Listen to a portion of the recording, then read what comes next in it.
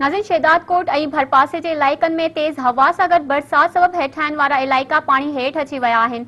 उन हवाले सां वधीक तफ़सील मालूम कंदासीं मराठी टीवी न्यूज़ जे रिपोर्टर साजिद खरल खां। जी साजिद।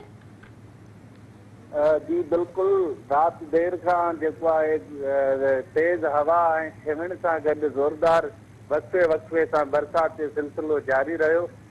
बरसात सबबि जेको आहे हेठाहीं वारा इलाइक़ा पाणी हेठि अची विया आहिनि, जॾहिं त जेको आहे बिजली जो निज़ाम पिणु धरम थी वियो आहे। बरसात सबबि ऐं तेज़ हवा सबबि जेके शहर जे मुख़्तलिफ़ हंधनि ते लॻल साइन बोर्ड ऐं वणनि जा जेके ॾार आहिनि उहे किरी जेको आहे ज़मीन ते पिया आहिनि। उन खां अलावा जेके शहर जा हेठाहीं वारा इलाइक़ा आहिनि उहे जेको पाणी हेठि अची विया आहिनि, जॾहिं त ग़रीब मिसकिन जेके ॾियारीदार तबिको आहे उन्हनि जो रोज़गार ठप थी वियो आहे। जी साजिद, तव्हां जी महिरबानी।